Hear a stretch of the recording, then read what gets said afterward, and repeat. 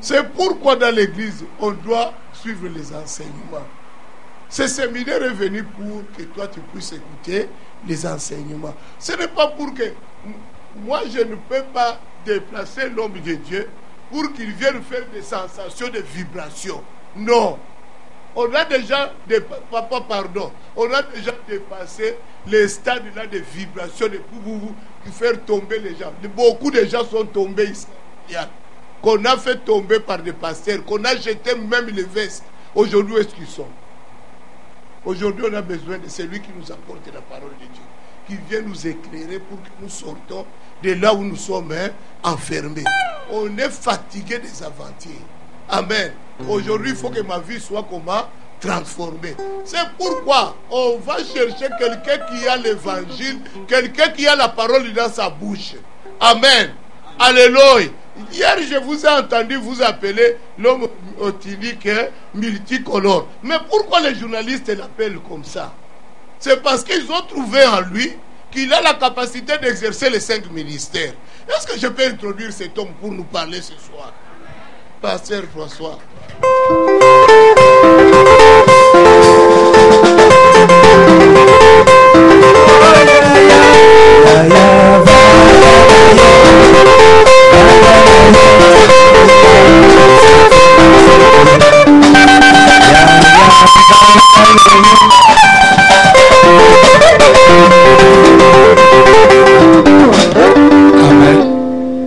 Amen. Amen. Asseyez-vous, que Dieu vous bénisse. Bonsoir à tous. Bonsoir. Est-ce qu'il y a... Vous savez, quand on écoute la parole de Dieu, on doit être en mesure de ce qu'on a réussi de reproduire aussi.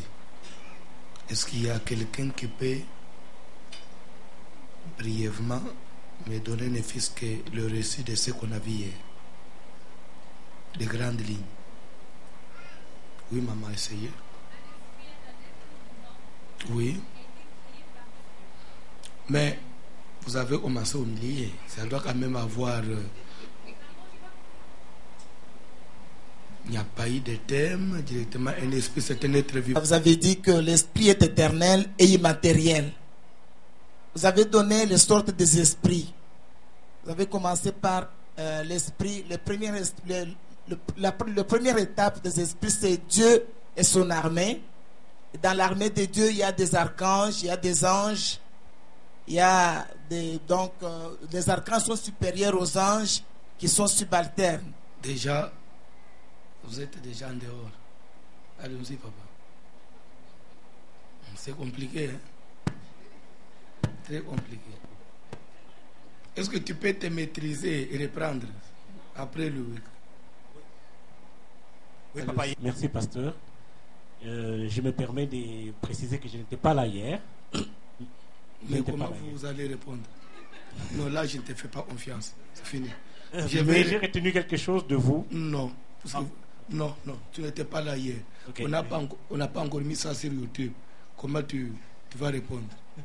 En esprit, je vais aller tout droit au but. On risque de perdre le temps pour rien. Amen.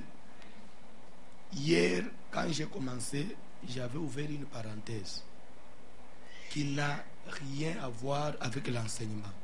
Mais c'est peut-être pour enrichir notre connaissance. Amen. C'était la mauvaise interprétation du verset qui dit si quelqu'un est en Christ, il est une nouvelle créature. Ça n'a rien à voir avec l'enseignement. Après ça, nous avons donné le thème de notre séminaire, la manipulation des esprits familiers. Amen. Et ça, c'est le grand thème. J'ai commencé d'abord par démontrer que dans le grand thème, nous avons la manipulation des esprits. Nous devons d'abord savoir ce que c'est esprit. Après, je vais parler maintenant de la manipulation. Amen. Et nous verrons qui fait cette manipulation et pourquoi il le fait, pour quel but. On n'a pas encore vu ça. Directement, j'ai commencé d'abord par parler des esprits. J'ai donné la définition pour dire qu'un esprit, c'est un être créé par Dieu. Cet être, il est immatériel. C'est ce qui fait qu'il soit différent de l'homme. Il n'a ni chair ni os. Et notez bien, l'esprit est éternel. Tout esprit est éternel. Qu'il soit esprit de Dieu, qu'il soit de Satan, même l'esprit de l'homme, l'esprit est éternel. L'esprit a été créé pour vivre éternellement. L'esprit n'a pas de fin. Et là, j'ai même mis l'accent pour montrer que si nous prions, ce n'est pas pour que nous ne mourrons pas. Parce que même si on ne prie pas, si aujourd'hui on mourait, notre esprit est éternel. Mais si nous avons accepté Jésus, c'est pour que même après cette vie, mon esprit puisse vivre l'éternité avec Christ et non aller souffrir dans l'enfer. Parce que ceux qui ne prient pas, ceux qui n'ont pas Jésus, quand ils vont mourir, c'est la chair et l'esprit ne meurt pas. Son esprit ira vivre dans l'enfer éternellement. Et celui qui sera sauvé, son esprit vivra dans le repos avec Christ éternellement. Mais l'esprit ne meurt jamais. Même lorsque l'esprit sera mis dans le feu, ce n'est pas pour qu'il brûle et qu'il soit consumé, non. C'est pour seulement qu'il continue à souffrir éternellement. Amen. Ça, c'était au niveau de la définition. D'abord, petit 1, ou bien le premier point de notre séminaire, nous avons commencé d'abord par la définition. Démontrer le contexte esprit. Parce que nous avons la manipulation des esprits. Il faut d'abord voir esprit. Après, nous verrons manipuler ou trafiquer. Amen. Puisque, n'oubliez pas que l'enseignement, nous l'avons tiré dans Lévitique 19:31, où on dit: ne vous tournez pas vers ceux qui évoquent les esprits. Amen. Et là, j'ai fait voir, si Dieu interdit aux enfants de Dieu de ne pas courtoyer, de ne pas aller fréquenter les gens qui évoquent les esprits, c'est que les esprits existent. Oui ou non? C'est que Dieu sait que les esprits existent. Et pourquoi il interdit à son peuple de fréquenter ces gens-là? C'est qu'il y a un danger. Nous verrons ça. L'esprit, c'est quoi? Nous avons eu la définition. Le premier point, la définition des esprits. Deuxième point, sorte des esprits. Deuxième point, sorte des esprits. Petit a. C'était comme ça. Dans les sortes, maintenant nous commençons. Dans les sortes des esprits, petit a. Nous avons les esprits de la divinité de Dieu. Comprenez cette tautologie. Divinité, déjà, ça veut dire de Dieu, mais il préfère, amen, les esprits de la divinité. Petit a. Dans les esprits de la divinité, nous avons un. Nous avons Dieu lui-même comme esprit. Parce que Dieu est esprit. Oui ou non? Jean 4, Jésus-Christ dit à la femme samaritaine, car Dieu est esprit. Il faut que ce qu'il adore, l'adore l'esprit. Comme premier esprit, dans les sortes des esprits, première sorte des esprits, les esprits de la divinité. Et dans cette classe-là d'esprits de la divinité, nous avons d'abord Dieu comme esprit. C'est clair? Dieu comme esprit. Et deux, nous avons l'armée de Dieu. Donc Dieu et son armée. Il y a Dieu et il y a son armée. Dans l'armée de Dieu, nous avons les anges. Vous n'allez pas dire il y a les anges et les archanges. Non. Quand vous dites les anges et les archanges, c'est que là, vous n'avez rien dit. Il y a Dieu et il y a les anges.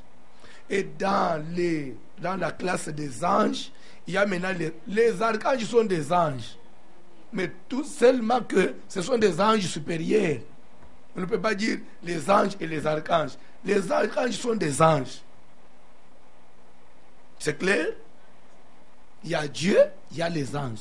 Dieu et son armée. Dans l'armée de Dieu, nous avons les anges. Et parmi les anges, il y a les archanges. Et il y a des anges subalternes. Qui sont les anges? Ce sont des êtres spirituels célestes au service de Dieu, tout court. Des êtres spirituels qui sont célestes et qui sont au service de Dieu. C'est ça la définition des anges. C'est clair? Première sorte des esprits, Dieu et son armée. Deuxième sorte des esprits, nous avons Satan et son armée. Deuxième sorte. C'est clair? Satan et son armée. Je peux continuer. Satan, vous connaissez, les dragons, l'ancien serment, j'ai donné tous les sobriquets hier. Et après Satan, nous entrons maintenant dans l'armée de Satan. L'armée de Satan est composée de qui? Il y a petit a. Il y a les démons. Amen. Parmi les démons, premier tiré, nous avons les esprits, les anges déchus.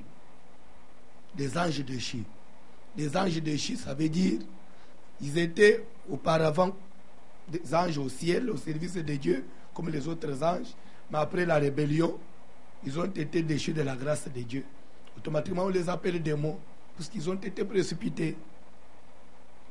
On les appelle démons, on peut encore les appeler des esprits vagabonds, on peut encore les appeler les esprits de l'air. Ce sont ces anges-là. J'ai donné le verset de Jude, verset 6, pour mettre la différence entre les anges comme êtres spirituels, êtres célestes, démons, et il y a encore, toujours dans l'armée de Satan, deuxième tiré, nous avons les démons humains. J'ai donné Jean 6, 70 à 71. On a lu hier. Parmi les démons humains, j'ai parlé ce sont les hommes vivants, entre autres, les hommes qui se sont enrôlés, acquis à la cause du diable, qui se sont fait initier, qui servent le diable, qui ont fait alliance avec Satan. Parmi ces gens-là, parmi ces groupes-là, nous avons les sorciers, nous avons les devins, nous avons les occultistes, les gens des sciences occultes, tous ces gens-là. Ils font partie des démons. Mais pas démons comme êtres célestes, mais démons comme... Vous savez, quand on dit être céleste, ça ne veut pas dire qui est dans le ciel, non. Céleste veut dire dans les airs. Amen. Esprit humain. On peut les appeler aussi démons. C'est pourquoi j'ai donné le verset de Jean 6, 70 à 71, où Jésus a dit, l'un de vous est un démon. Et là, il parlait de Judas, fils d'Iscariote, une personne qui était là, dont on connaissait sa famille, mais que la Bible appelle démon. C'est que quand on parle de démons, on peut voir les anges déchus, et démons, on peut aussi parler des esprits humains, les hommes qui sont possédés, qui travaillent pour le diable. Et c'est là où on s'était limité. Est-ce qu'il y a à s'embrouiller? Amen. Vous avez écrit, moi je n'ai pas écrit. Et tout ce que j'ai dit là, je n'ai pas écrit. Je ne lis nulle part ici. Je peux continuer? Troisième tiré. Je vais vite. Parce que je vous ai dit, jusqu'à dimanche, c'est difficile pour qu'on puisse... des jours pour qu'on puisse aller loin. Amen. Troisième tiré. On parle toujours dans l'armée de Satan. C'est clair? Nous sommes là-bas, toujours dans les sortes des esprits. Première sorte, les esprits dans la divinité. Deuxième sorte, Satan, les esprits de Satan, le diable et son armée. Dans la divinité, nous avons vu Dieu et son armée. Et maintenant, je suis dans l'armée de Satan. Dans l'armée de Satan, nous avons vu les anges déchus. à part lui-même Satan aussi comme esprit. Deuxième tiré, des esprits humains. Troisième tiré, toujours dans l'armée de Satan, vous allez mettre les esprits des revenants. Les esprits des revenants. Et j'ai même déjà donné le verset hier, pendant que j'ai parlé. Quand Jésus marchait sur les eaux pendant la nuit, ses disciples c'était en train de crier, fantôme, fantôme. Il a dit, rassurez-vous, c'est moi. Car le fantôme ou l'esprit n'a ni chair ni os. Et on peut encore prendre un autre verset concernant les revenants, les esprits des revenants. Est-ce que je peux encore donner un autre verset? Pardon?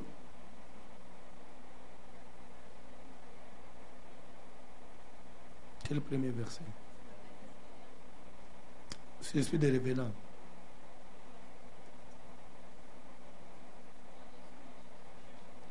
Oui, c'est Jean, Matthieu combien? Vous pouvez voir, vous connaissez l'histoire, non? Même après, je vais donner le verset. Quand Jésus a marché sur les eaux, ça doit être Matthieu, c'est quelque chose comme ça. Vous pouvez voir. Je vais vite. Un verset concernant les revenants. 1 Samuel 28. On peut commencer par le verset. S'il y a quelqu'un qui peut nous lire.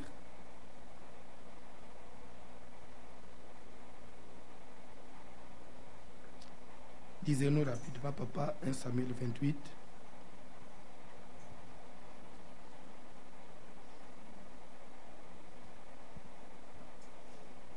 Pardon? Marc 3. Marc combien? Oui, Marc combien? Marc 6, 49. Lisez d'abord Marc 6, 49.